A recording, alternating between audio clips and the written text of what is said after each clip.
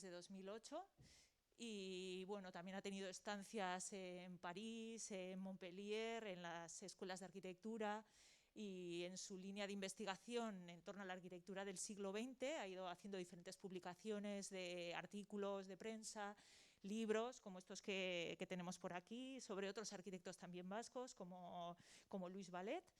Y bueno, y hoy nos trae un tema muy bonito porque es una arquitectura cercana, pero al mismo tiempo una arquitectura internacional.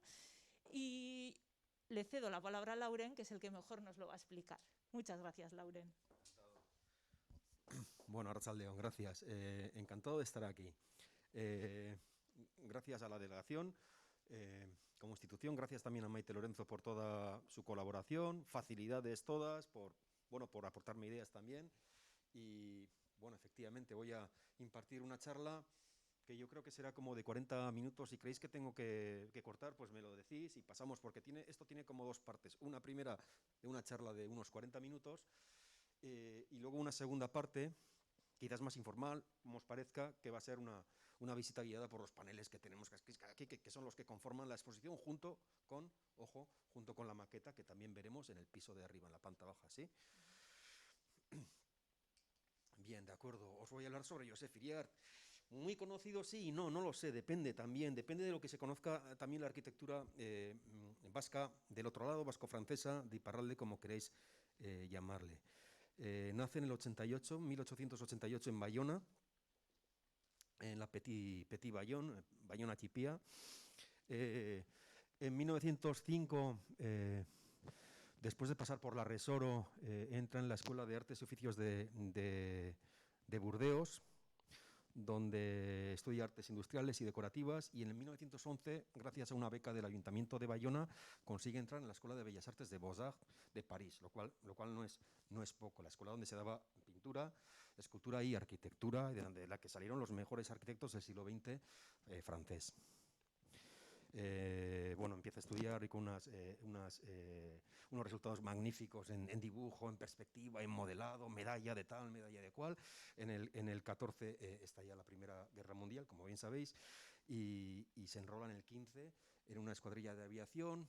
Y en una de las campañas queda apresado por los alemanes, termina en un campo de concentración del que consigue escapar en el 17, regresa a París, reemprende sus estudios, se casa con Josephine Signoret, a la que luego conoceremos, y termina los estudios en 1922, que digamos que son unos años de estudio atribulados. Y se instala, yo diría que es una familia,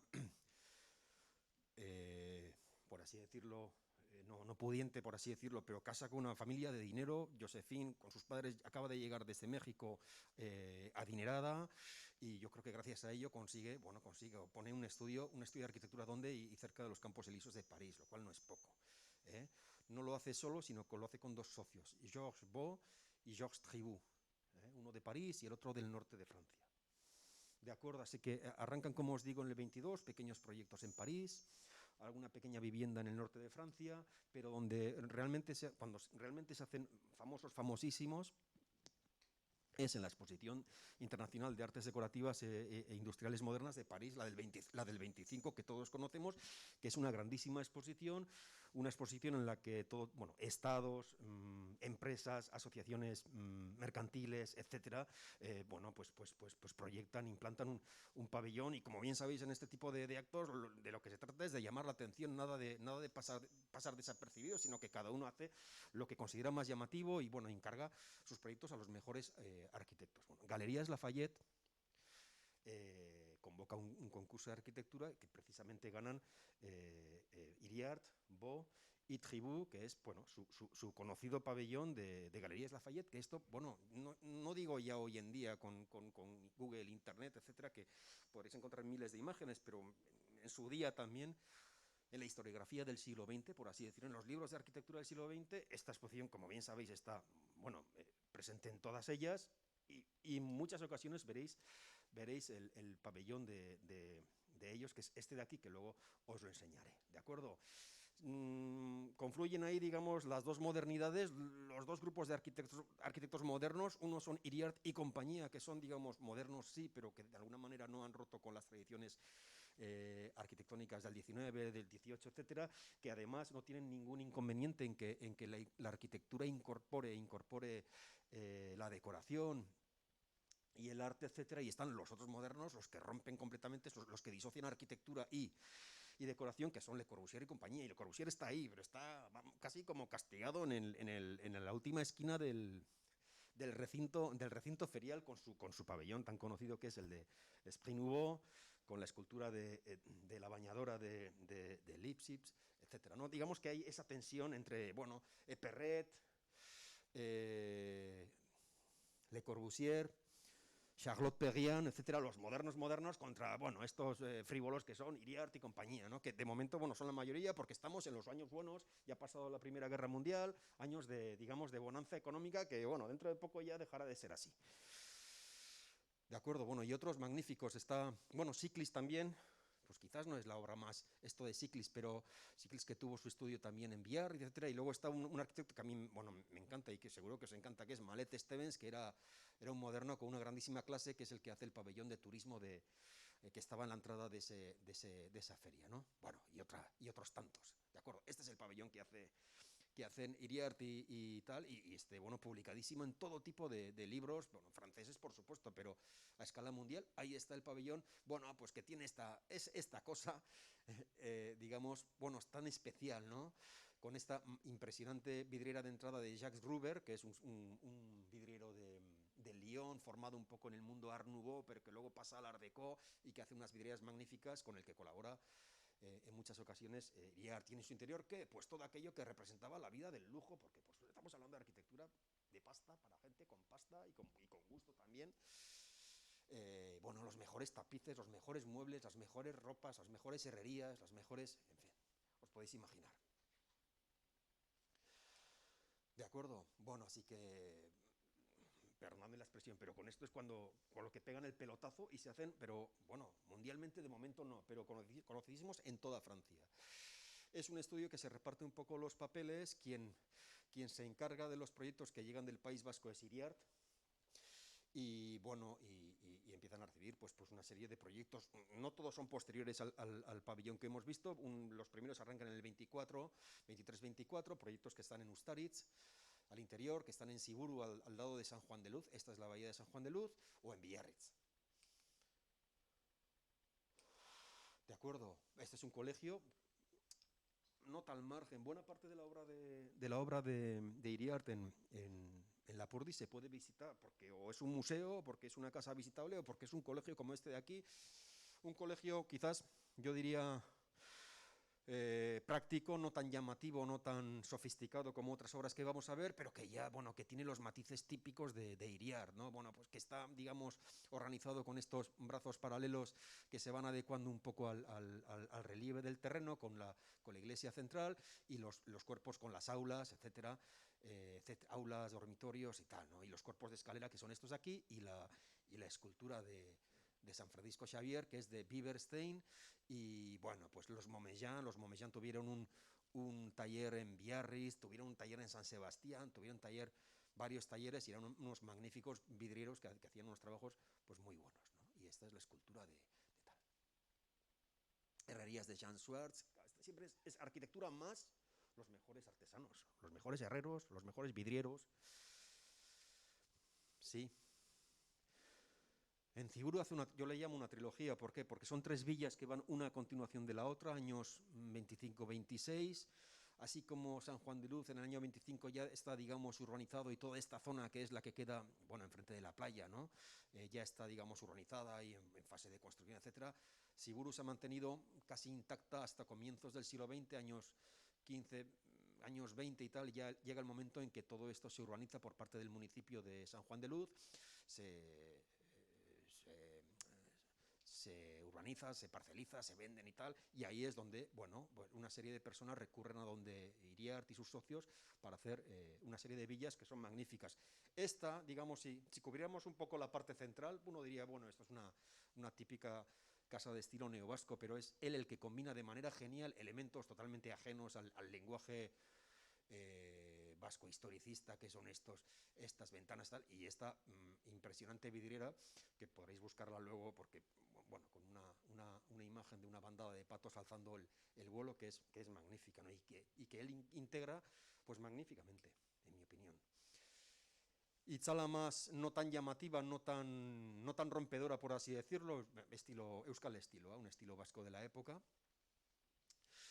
Y encima, en la misma parcela de Itzala, porque esta es la primera casa que le pide su suegra, que acaba de venir de México, como os decía, acaba de enviudar además, y tiene muchísimo dinero, y dice, hazme una casa para vivir aquí, con mi hija y contigo y tal, y esta es la casa que hace. Y curiosamente, al cabo de un año, le pide en la misma parcela otra casa, su propia suegra también, para ellos. Y ahí es cuando le dice, hazme la mejor casa de la costa vasca, que tenga en su interior un patio como aquellos que conocimos en México, un patio, bueno, la costa vasca, en fin. Bueno, y es una casa magnífica que podéis visitar. No durante todo el año, pero yo creo que entre marzo y octubre, una vez a la semana, esta casa se puede visitar, y la verdad que merece la pena. Está rehabilitada, bien restaurada. Es verdad que cubrieron el patio, pero no importa. Además, es bastante comprensible. Y bueno, un patio con los mejores mosaicos, con estos pares de columnas, todo está en hormigón. La fachada también es hormigón como material integral para todo ello, aunque luego lo revista y lo haga parecer como grandes sillares y tal, todo es hormigón. Y bueno, este es el cuarto de baño, etcétera. Es un lujo, unas herrerías impresionantes, las vidrieras, etcétera. Una vidriera que luego veremos en la parte principal, en la puerta principal, que es esta de aquí. Esta es la villa. Esta es la maqueta que luego veremos, que está hecha por José Real. Este es el cuerpo que da, digamos, hacia el mar, y luego sale una especie de pequeños paseos que van a la piscina, al frontón, etcétera. Y aquí tenemos el mar y la bahía de San Juan de Luz. Y aquí, en la parte de atrás, está, digamos, la fachada principal, que es esta de aquí, que es magnífica, en mi opinión, y que tiene una vidriera que luego veremos redibujada y que está en los paneles y que está arriba también, en la que se ve el monte Larún y un sol, etcétera. Bueno, hecha también por Gruber. Merece la pena visitarla. ¿Sí? Sí, viven. Vive la familia, y como precisamente ha recibido ayudas, el gobierno francés, y eso es, y ha recibido el label también de Patrimonio del siglo XX, bueno, pues uno adquiere el compromiso de enseñarla de manera regular. Es no solamente el Día del Patrimonio Arquitectónico, que hay un día específico, sino una vez a la semana entre... Tenéis una buena excursión en un día de buen tiempo y con tal. El Hotel Guetaria, el pequeño municipio de Guetarí, hace un hotel que luego se ha convertido en apartamento y que, bueno, que no se mantiene tal cual, pero bueno, ahí está, con las herrerías de Schwartz, como siempre, con la vidriera de Gruber.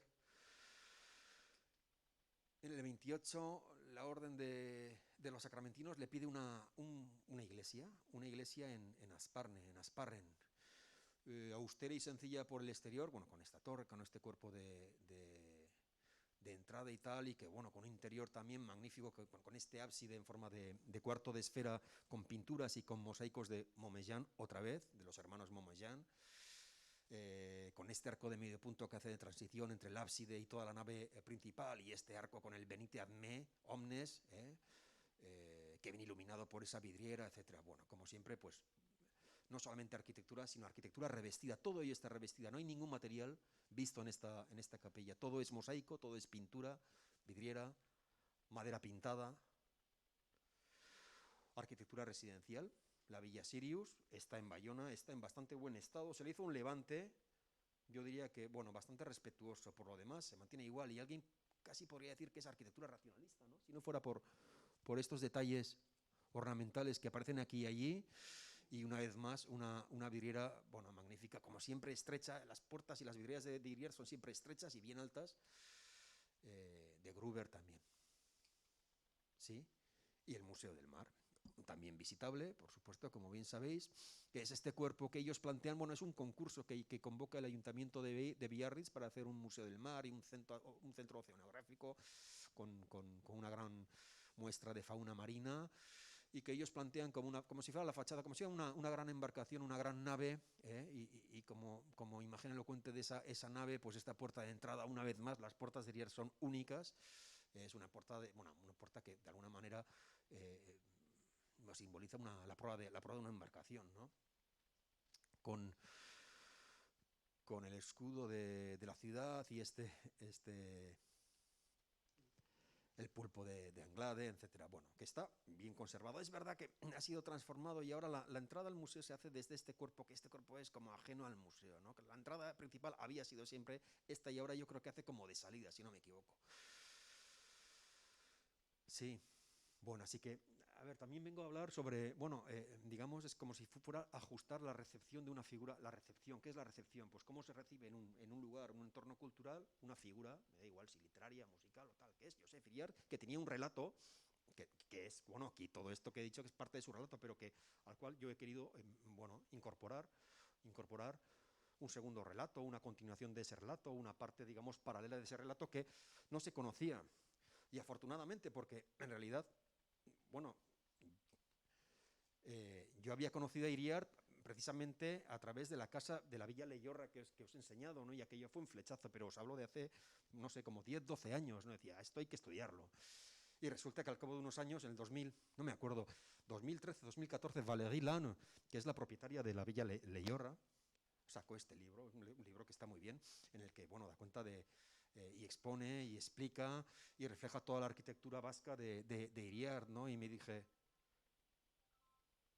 no me dije, bueno, me gozo en un pozo, ¿no? Se me han adelantado y dije, bueno, y era un libro que había leído, que he leído en muchas ocasiones, etcétera, que luego he ido a visitar las obras con tal.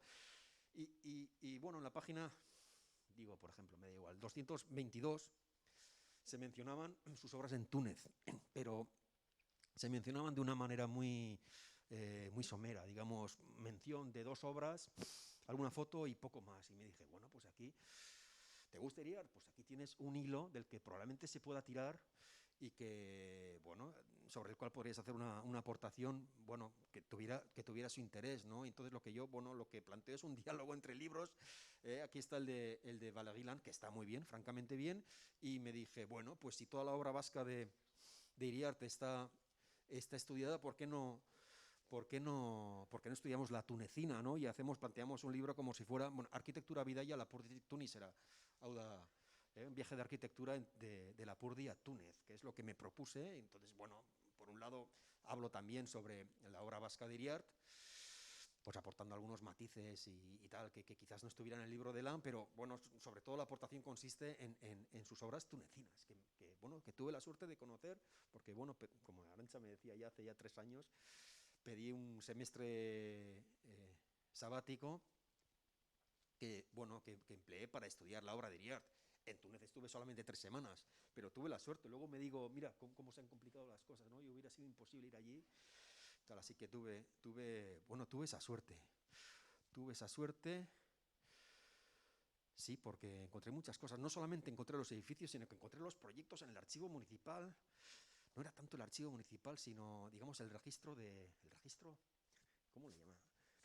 Bueno, registro viario o algo así, ¿no? Que estaba en manos de un señor que me entendí muy bien, que me lo tuve que ganar, porque decía, cuando yo me puse a lanzar correos electrónicos, ¿y este quién es? Claro, ¿y este quién es? Bueno, pues hice buenas migas con Monsieur Halfet, y claro, lo primero que hice cuando llegué a Túnez fue visitarlo, y ahí, claro, aquello no era llegar allí y venga por las fotocopias. No, ahora te sientas y hablamos de muchas cosas, y hablamos de, bueno, de su país, del Islam, de los rezos, porque, bueno, en fin, entonces se abre, digamos, otra espita en la vida de Iriart, digamos, otro ámbito, que es su relación con la arquitectura del colonialismo, porque de alguna manera él aprovecha que es un ciudadano francés, lo cual no es poco tampoco en aquella época, y dice, bueno, si las cosas empiezan a ir mal aquí, porque empiezan a ir mal en Francia en el año 27, 28, ya económicamente aquello empieza a bajar, y los encargos empiezan a ir a menos en aquel estudio, y se dice, bueno, yo me voy a buscar otro país en el que ir a probar suerte, ¿no? No lo hace con sus socios parisinos, no lo hace con Bo y con Tribut, sino que busca un socio en un país que es protectorado francés, que es Túnez. No lo prueban en Argelia. ¿Por qué? Bueno, pues que entiendo yo que Argelia está ya como, Argelia, sobre todo Argel capital, ya está como muy avanzado y está muy repartido, y él se dice, bueno, poco puedo hacer allí, pero sí lo hace en Túnez ciudad, más que país, en Túnez ciudad, donde la construcción de la capital, bueno, pues todavía queda mucho por hacer y aquello, pues hay mucha actividad, etcétera, y es donde intenta hacerse un hueco y buscar proyectos, ¿no? Pues aquí tenemos la Argelia, que ya está, cuya colonización está muy avanzada, y ahora apuntaré un matiz, la parte francesa de Marruecos y todo Túnez, que está en manos de Francia como protectorado, digamos, como protectorado, que es una especie de colonia light, pero que viene a ser prácticamente lo mismo. Sí, matices sobre la arquitectura colonial, que pasa de ser asimilacionista a ser asociacionista, lo cual quiere decir que cuando comienza la colonización de Argelia, estamos hablando de que 1830, más o menos, y los franceses intervienen, bueno, se hacen con Argelia, de manera militar, por supuesto, y cuando empiezan a intervenir y a construir y a intervenir en la ciudad de Argel, digamos, la filosofía francesa con respecto a las colonias es la de decir, asimilación, somos todos iguales. El mismo país, la misma lengua, la misma bandera, no voy a decir la misma religión, porque estos son laicos, la religión queda para casa, pero aquí todos iguales, por lo tanto, y eso se refleja un poco en la manera de intervenir arquitectónicamente. Si somos todos iguales, intervendremos en la ciudad árabe histórica, ¿no? De manera que todo esto toda esta integración vaya cuajando, porque efectivamente somos todos iguales. Entonces la intervención francesa en Argel es, digamos, en el interior de la Casba. La Casba es la Medina militarizada, ¿no? una Medina defensiva. Entonces abren en el interior de esa Medina abren avenidas, abren plazas, abren otras plazas, no sé qué, tal, digamos que, bueno, no solamente, y también, por supuesto, que trabajan y que van extendiendo su ciudad en el exterior de la Casba, pero participan o intervienen en el interior de la Casba. Sin embargo, a medida que pasan las décadas, años 10, años 20, años 30, digamos que además por influencia de las teorías raciales que llegan a la conclusión, entre comillas, de que unos son superiores a los otros, esa filosofía de que todos somos iguales, dicen esto no funciona. Y eso se refleja también en la manera de intervenir en la ciudad árabe, porque a partir de entonces, bueno, esto es Argel, aquí se bañaba Mastroianni haciendo el extranjero. ¿Os acordáis de la película de Visconti? Con Ana Karina y su bañador negro. Yo desde luego que me acuerdo. Bueno, pues la intervención urbana en las ciudades posterior, digamos, más tarde, pasa a ser, digamos, de asociación. Yo no intervengo en la Medina árabe, sino que la ciudad europea se va a extender al exterior o por el perímetro, o incluso dejando un margen de separación entre una y la otra, ¿no? Y eso sucede en Rabat y sucede en la ciudad de Túnez, que es donde va a ejercer Iriar, que empieza a construirse la ciudad europea, me refiero a la ciudad europea, en 1980 y, por supuesto, el primer edificio es la embajada francesa, el segundo es la catedral católica, la embajada británica, correos, etcétera, y todo esto, como aquí, digamos, en la puerta del mar de la Medina, y a partir de ahí pues se traza lo que en el futuro será una grandísima avenida que hará de eje transversal de la ciudad europea que ocupa todo esto, ¿no? Bueno, una medida magnífica. Y este es, digamos, el edificio neoclásico de la embajada francesa, que está allí hoy en día. Enfrente, un poquito más allá, está la catedral católica, y este es el comienzo de la gran avenida Jules Ferry, un prohombre del protectorado francés, y que hace un poco de eje de esa ciudad europea, que es muy, digamos, muy ordenada, en la que tenemos un poco un barrido estilístico que arranca en los 80 del siglo XIX, pues con una arquitectura pues clasicista francesa, etcétera, un Art Nouveau que es 90 hasta años 10, un Art Deco años 20, incluso posterior, ¿no?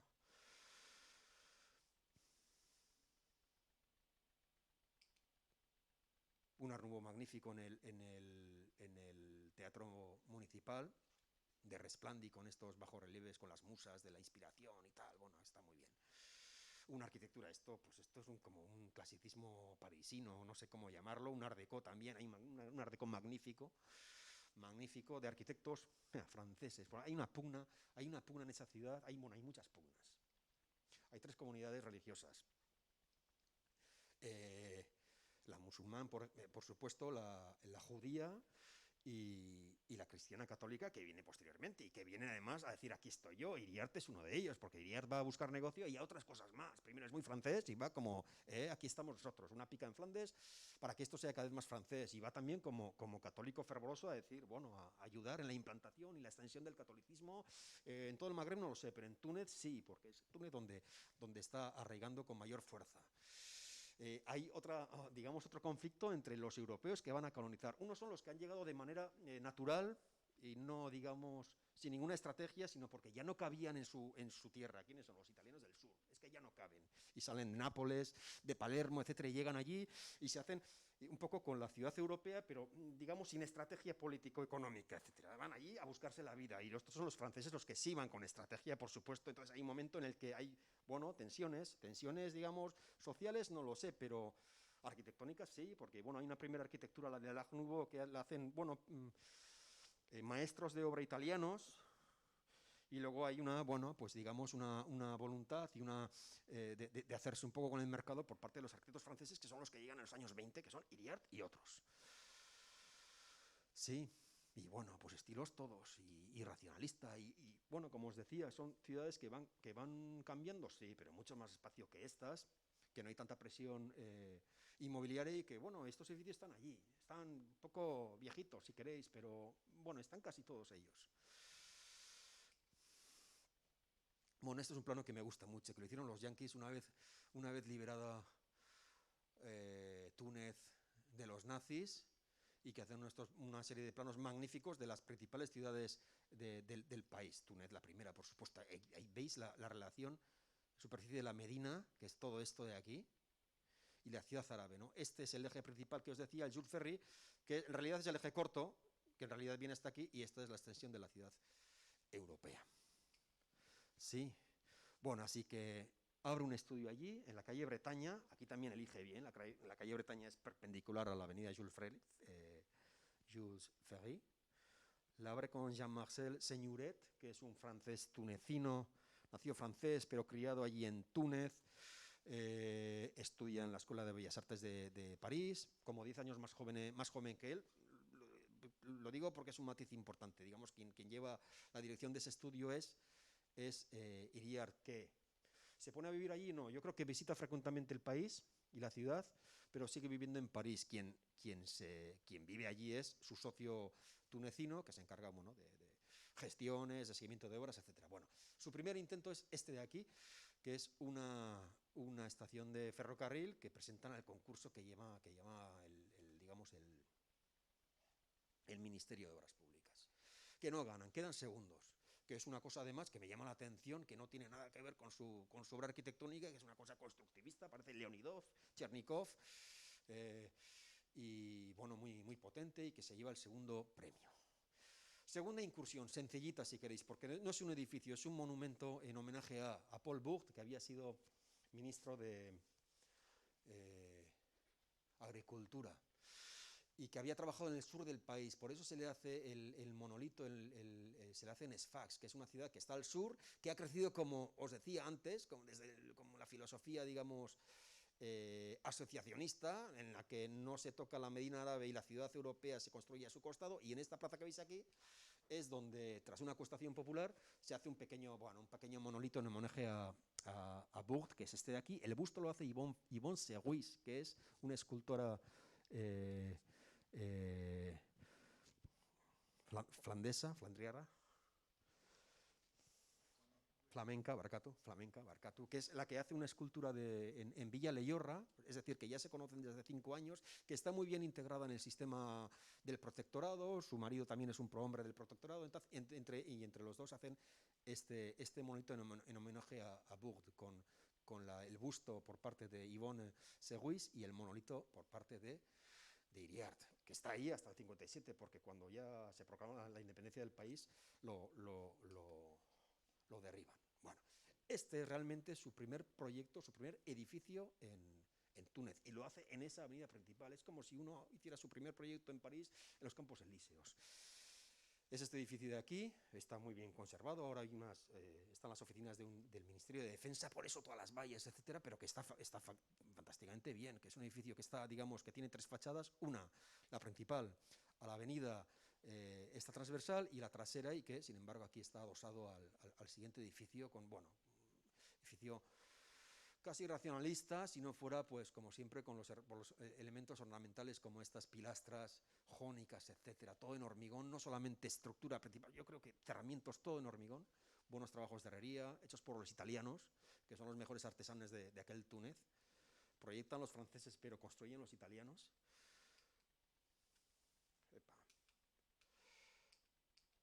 Y esta es la ubicación de la que os hablaba. Esta es la avenida Jules Ferry, la Gran Medina, y aquí está el edificio de Iriart y de Senyoret, y esta es su planta. Bueno, aquí está adosado otro edificio, por lo tanto se ven obligados a abrir una serie de patios, etcétera. El tema de patios está muy regulado en Túnez, se basa un poco en la legislación o en la normativa parisina, que dice que, bueno, por cada tanta superficie habrá que ir abriendo una serie de patios de luces, patios de tal, etcétera, y bueno, pues es lo que organizan ellos: un patio principal, un patio menor, otro patio aquí, y escaleras, etcétera, y siendo esta la fachada principal. Este es el segundo edificio, que se lo encarga una compañía de seguros, Assurance Générale, en el 34, está hecho en hormigón. Todo el proyecto estructural está diseñado por la patente Genevic. Sé dónde está el proyecto, está en el Instituto de Arquitectura de París, pero el instituto está cerrado desde hace 2 años. O sea que, bueno, algún día iré y lo pediré.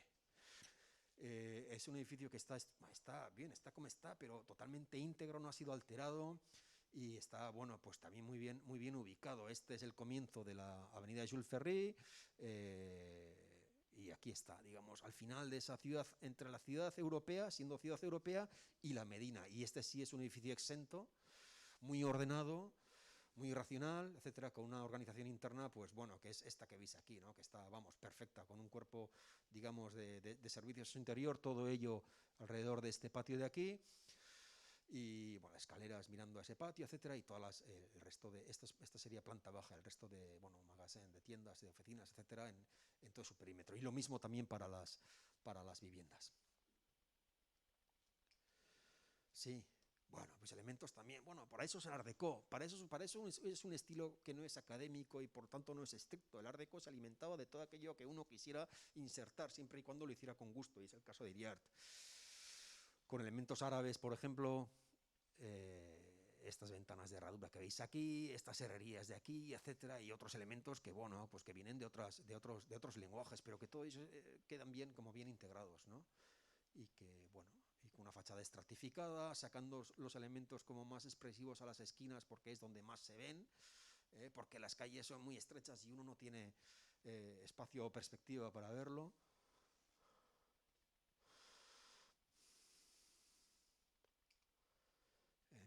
Bueno, y este es pues probablemente sea el segundo edificio más grande del país. El primero es el Coliseo, que está aquí, que tiene de todo en su interior, viviendas, oficinas, un cine y tal, y el segundo es el que Switch Basó, que fueron los grandes constructores del país, los que, vamos, suministraron de material a todas las empresas que estaban fabricando o construyendo o implantando vías férreas, que es la compañía Switch Basó, y que, bueno, decide encargar a Iriart y a Senyoret un edificio que es, pero vamos, que puede tener como unos 70-80 metros de largo por unos 30, que son de apartamentos, con oficinas en planta baja y entre planta, etcétera, que, bueno, todo el en hormigón, no hay disociación entre algo que tenemos que es estructura, el daño que hizo la casa domino de Le Corbusier, ¿no? Tal, y cerramientos de no sé qué tipo. Aquí es, digamos, sistema integral, todo con hormigón. Y bueno, hay una planta de 2.000 metros cuadrados que hay que saber encajar, y que la encajan, pero estupendamente bien, porque si son 2.000 metros cuadrados para un espacio único y muy grande, no tiene mayor complejidad, pero encaja ahí todas las viviendas que tengas que encajar. todo el sistema de escaleras de todo tipo, digamos las principales para acceder a viviendas, las secundarias, las que llegan hasta la entreplanta, etcétera. Bueno, yo creo que está muy bien encajado, no voy a daros detalles, pero ahí lo veis, ¿eh? Con el patio principal y los 4 patios, fijaros qué forma tan especial. Las zonas de servicios también volcadas a estos patios secundarios, etcétera, y bueno, todas las habitaciones y estares, etcétera, en el perímetro de la casa, ¿no? Puede ser como 2000 metros cuadrados.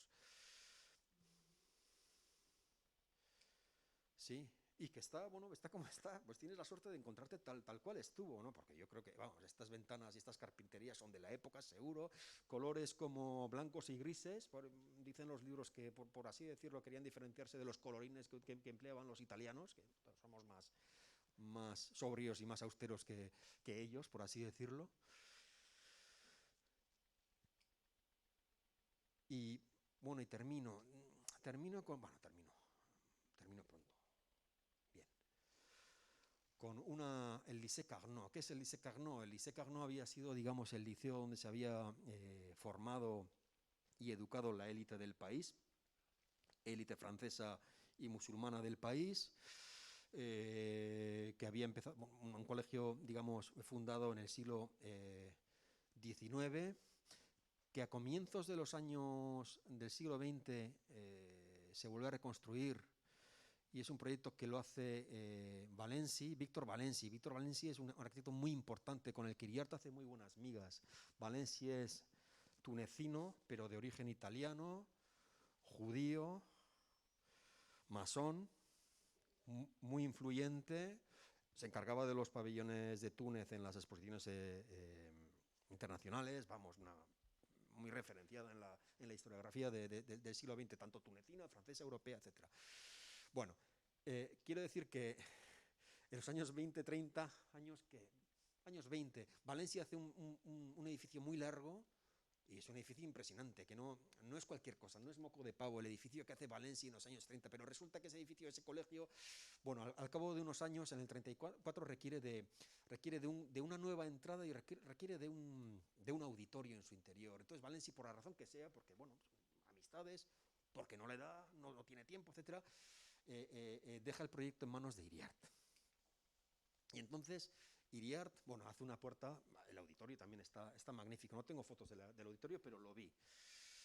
Y la puerta que hace Iriart a ese cuerpo añadido, a ese cuerpo que en realidad es, digamos, el último añadido de esta fachada, que podía ser una cualquier cosa, porque en realidad lo que valía era la fachada principal, que llevaba allí 10 o 15 años, hace una cosa para mí tan elegante y tan impresionante, que casi deja como en segundo lugar esta fachada de 120 metros. Bueno, este es el edificio que hace Valencia en los años 30, años 20, que está muy bien, que es el que veis aquí, con un cuerpo central de acceso, y luego tiene, digamos, como dos accesos secundarios, ¿no? Y todo esto como muy racional, muy tal, con ese doble o triple orden de huecos, con estos triglifos, estas herrerías, etcétera. Bueno, lo que le adosa Iriart al cabo de 10, 15 años para mí es tan impresionante, que deja como, digamos, deja en la sombra ese edificio que he hecho hace 10 años antes, que es esta puerta de aquí, con estas columnas colosales, papiriformes, que reproducen un poco la planta del papiro antes de abrirse,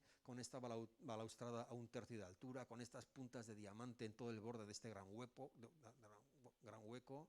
con este bajo relieve con motivos masónicos, que digo yo, porque esto no es muy de Iriart, yo creo que es influencia de Valensi, y con esta vidriera que aquí no se ve, pero que veis aquí, que es la vidriera que ilumina el foyer de este auditorio, que es esta vidriera impresionante de aquí, que luego veremos parcialmente reproducida, ¿no? Bueno, para mí es una obra impresionante, una obra impresionante, y que está muy bien estado, visitable también porque es un colegio, etcétera. Bueno, y deja el país, porque ya también hay el país, también en Túnez hay conflictos en todas partes. Bueno, pues se vuelve a París, y ya son sus últimos años antes de que estalle la Segunda Guerra Mundial. Participa en la exposición del 37, ahí estará el pabellón de la República de Sert y el Guernica y todo esto, y participa, bueno, con 2 proyectos. El segundo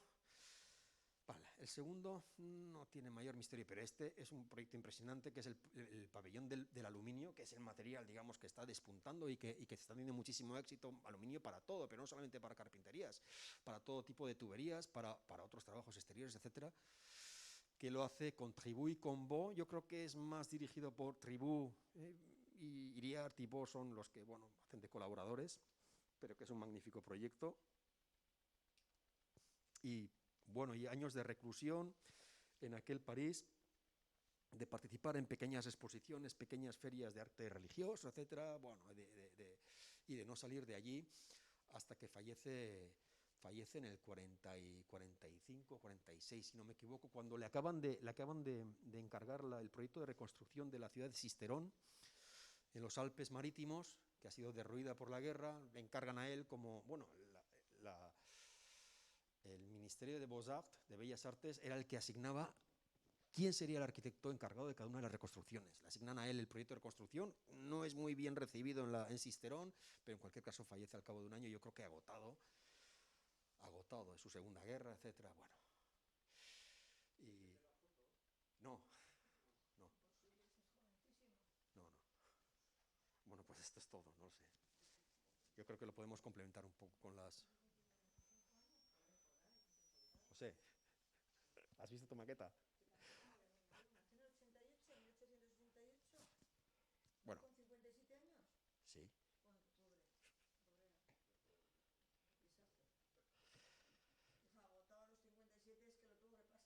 Es que las paso canutas. No lo sé, ¿qué os parece? ¿Algún comentario?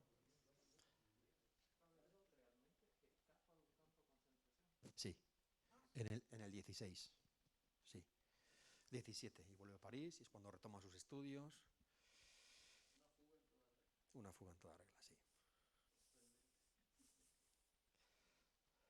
Lo veremos ahora en persona, junto con Josephine, en la foto del día de bodas.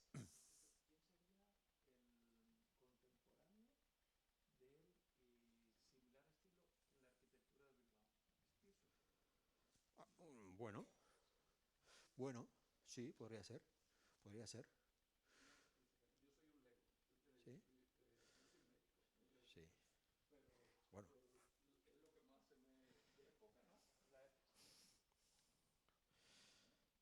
sí, podría ser.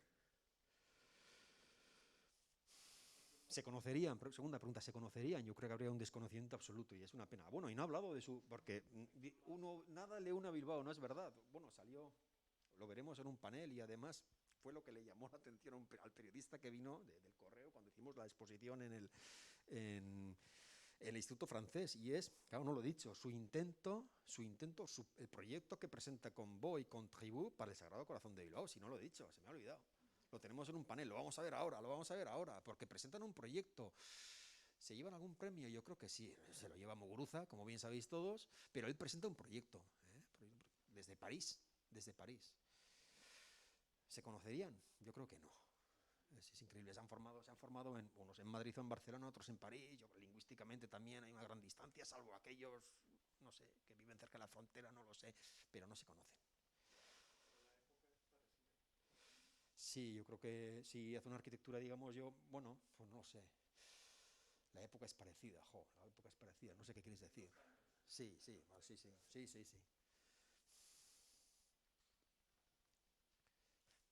Matxalen.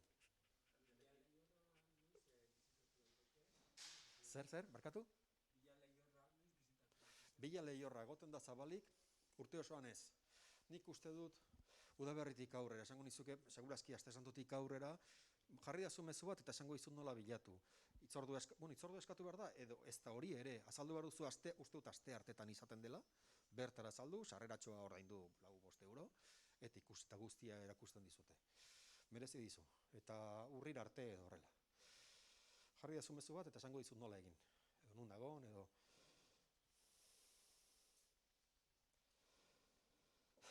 Bueno, ¿qué hacemos?